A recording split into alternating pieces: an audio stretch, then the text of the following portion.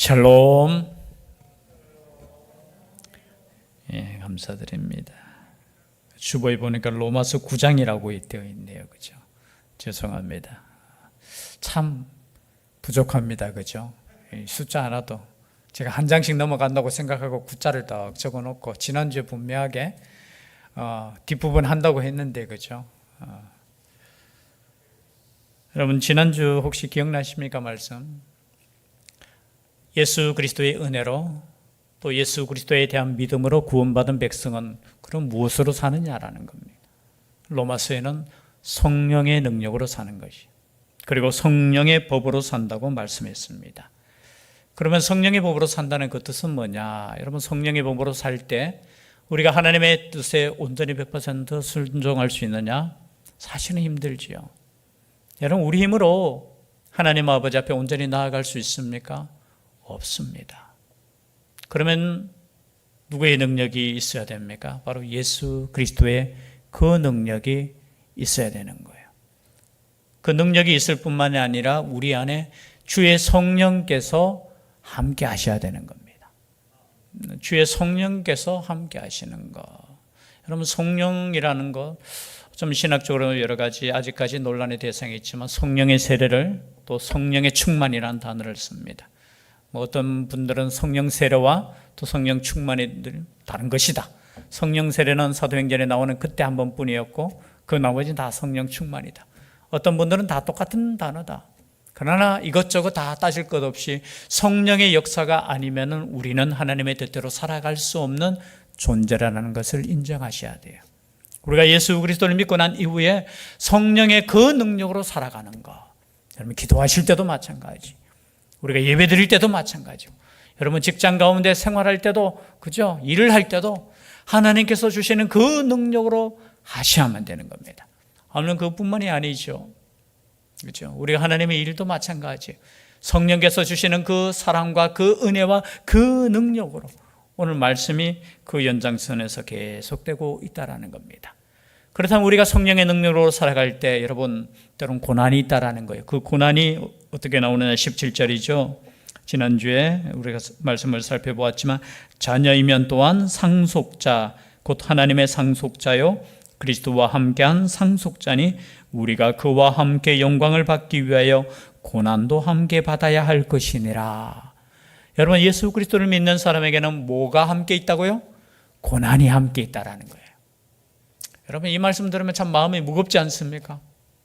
그러나 여러분, 이 고난은 이미 승리한 고난인 줄 믿습니다. 여러분, 세상 사람은 고난이 오고 또 환난이 오고 문제가 생기면 낙심해요, 염려해요, 좌절해요, 포기해요. 그러나 예수 그리스도를 믿는 사람은 고난이 와도 넉넉히 이길 줄 믿습니다. 왜냐하면 예수 그리스도 안에 우리가 있기 때문에, 그리고 내 안에 예수 그리스도가 있기 때문에 여러분, 고난은 당연한 거예요. 여러분, 이것은 우리가 고난 안 왔으면 좋겠는데, 고난 안 왔으면 보다 예수 그리스도 때문에 고난 받는 것은 영광으로 생각하셔야 되는 거예요. 세상 가운데 우리가 살아가면서 어려움을 당하는 그게 고난이 아니에요. 여러분, 그런 고난은 하나님께서 넉넉히 이기게 하신 줄 믿습니다. 아무것도 염려하지 말라고 했잖아요. 그런 거 구하는 것은 이방 사람들이 구하는 것이라고 했잖아요. 먼저 그의 나라와 의를 구하는 모든 사람에게는 이 모든 것을 더하신다고 했으니까. 우리의 고난은 뭐예요? 그런 고난이 아니에요. 정말로 우리가 하나님의 말씀대로 살려고 하는 그때 당하는 고난, 복음을 위해 살 때 고난, 예수 그리스도의 그 영광을 위해서 살아갈 때 때로는 거죠. 욕도 얻어먹고 또는 손가락질 당하고, 그러함에도 불구하고 우리가 살아가는 그 고난, 그 고난이 당연하게 있다라는 거예요. 그러나 보십시오. 18절, 우리가 18절 다시 한번 읽어볼까요? 시작. 생각하건대 현재의 고난은 장차 우리에게 나타날 영광과 비교할 수 없도다. 아멘. 아멘. 여러분, 우리가 이 땅에 당하는 이 고난은 우리가 앞으로 누릴 그 영광과는 비교할 수 없다는 거예요. 여러분, 예수 그리스도를 믿는 사람은 이 말씀을 믿기 때문에 이 땅 가운데 고난이 있고 힘듦이 있어도 어떻게 해요? 기뻐할 수 있는 거예요. 감사할 수 있는 거예요. 하나님을 찬양할 수 있는 거예요. 여러분, 믿음의 선배들이 이러한 고난 가운데서도 넉넉히 이길 수 있었던 것은 이 소망이 있었고, 이 소망이 곧 믿음이기 때문에 이 소망 가운데 살았다는 거예요. 오늘날도 마찬가지죠.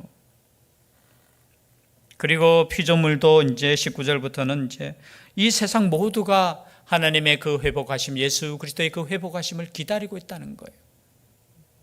23절에 그뿐 아니라 또한 우리 곧 성령의 처음 익은 열매를 받은 우리까지도 속으로 탄식하여 양자될 것 곧 우리 몸의 속량을 기다리느니라.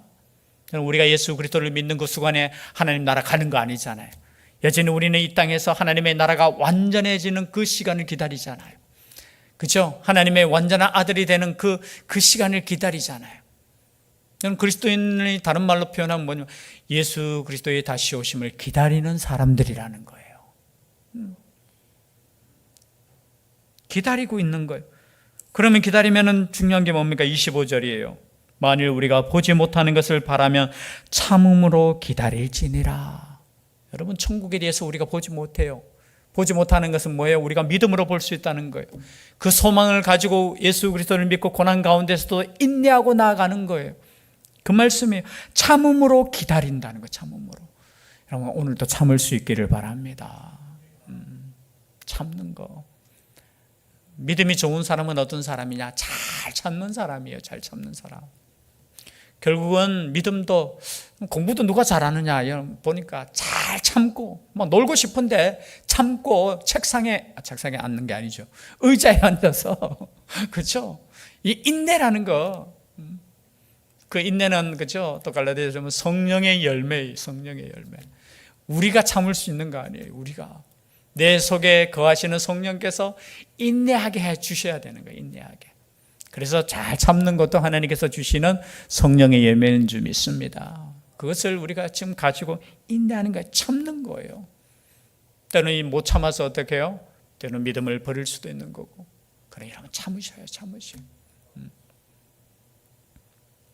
그리고 이제 26절부터 오늘 말씀의 주제입니다. 성령께서 도와주신다는 거예요.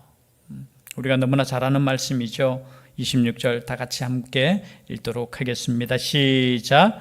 이와 같이 성령도 우리의 연약함을 도우시나니 우리는 마땅히 기도할 바를 알지 못하나 오직 성령이 말할 수 없는 탄식으로 우리를 위하여 친히 간구하시느니라. 아멘.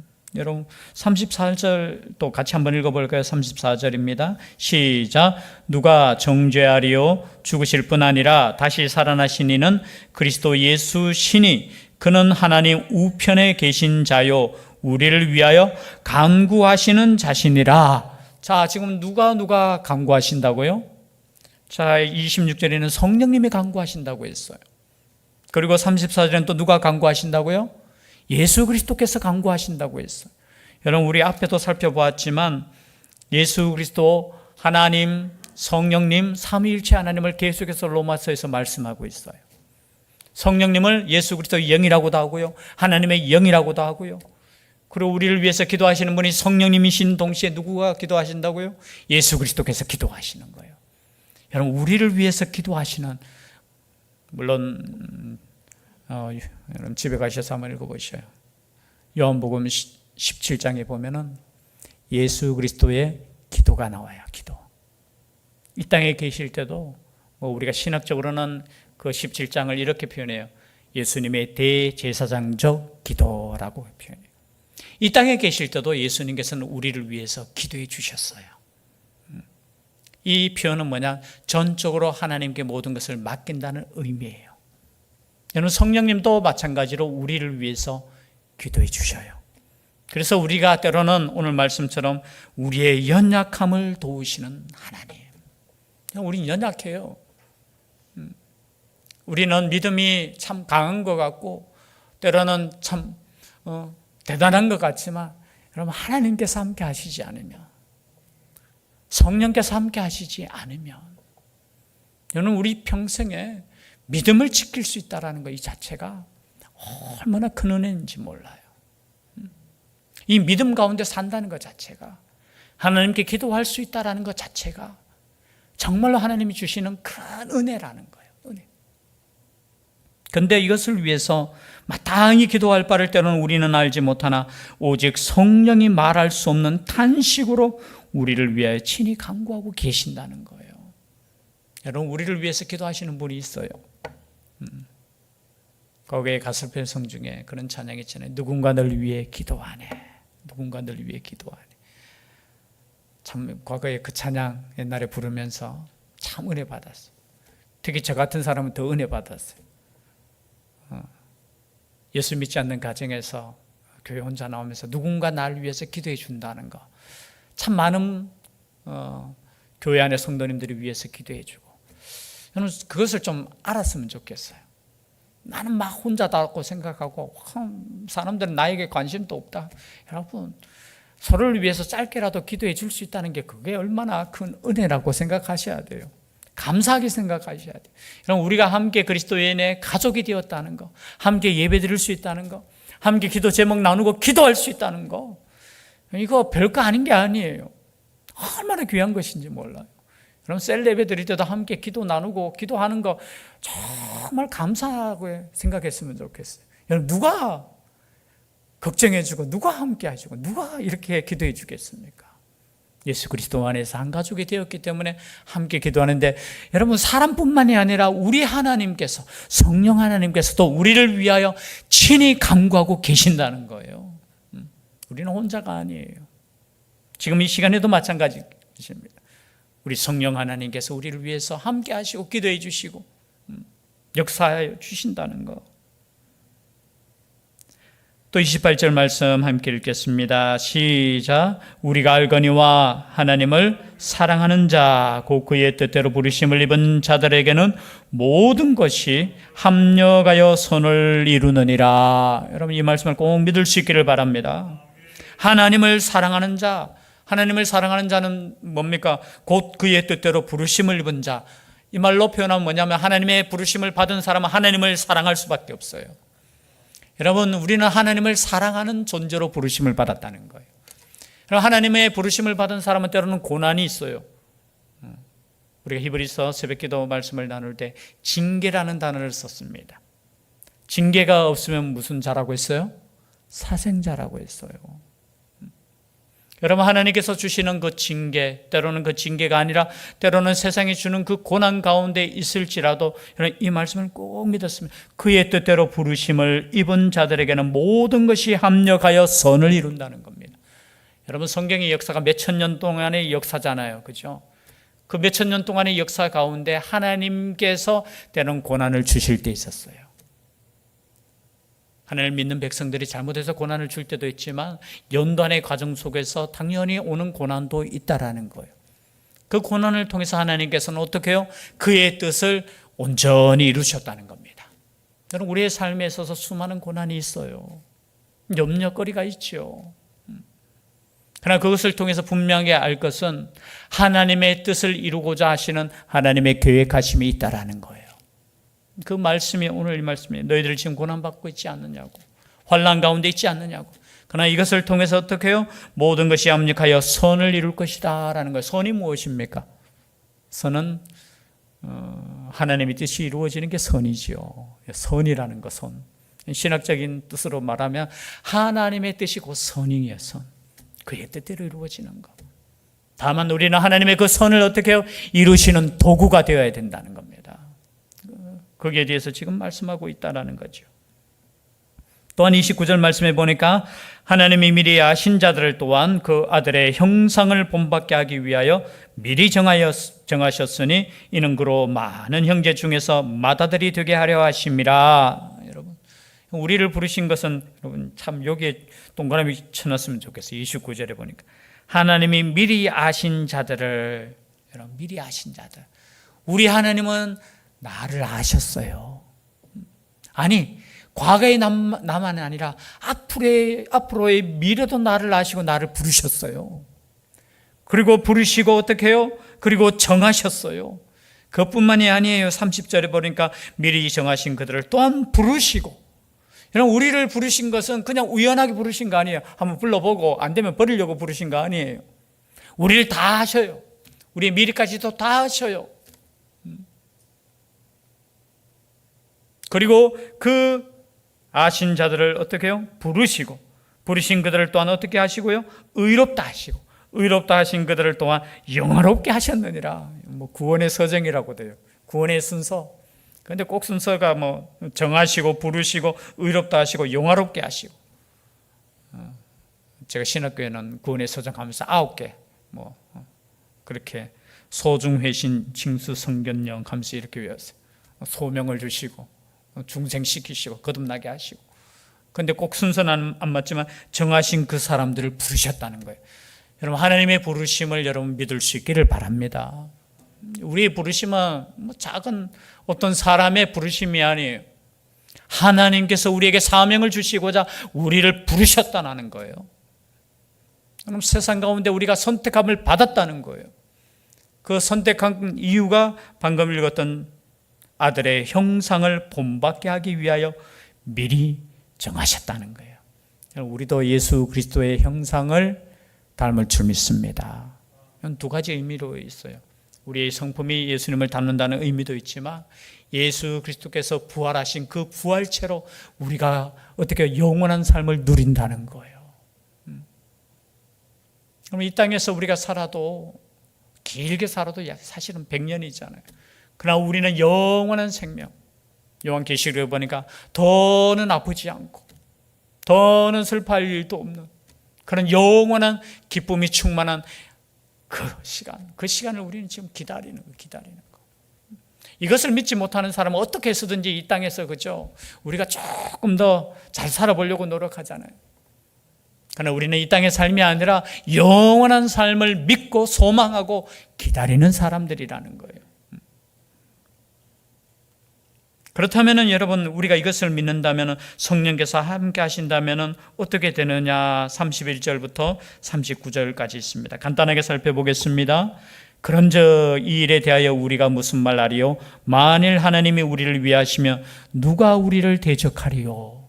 계속해서 이렇게, 누가 우리를 대적하리요? 33절에는 누가 능히 하나님께서 택하신 자를 고발하리요? 34절에는 누가 정죄하리요? 그리고 35절에는 누가 우리를 그리스도의 사랑에서 끊으리요? 계속해서 누가 저는 이 말씀을 읽을 때마다 저는 스스로 이렇게 생각해요. 정말 누가 우리를 감히 대적할 수 있겠느냐? 여러분, 우리를 대적할 존재는 이 땅에 없습니다. 왜냐하면 하나님이 함께 하시기 때문에.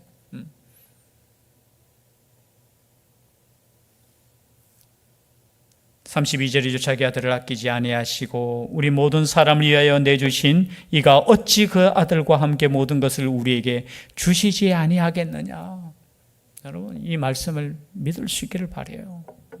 하나님이 우리와 함께 하시면 또 누가 능히 하나님께서 택하신 자를 고발하겠습니까? 고발해도 소용이 없어요. 왜? 하나님께서 선택해 주셨기 때문이에요. 그리고 누가 의롭다 하셨습니까? 하나님께서 우리를 의롭다 했는 거예요.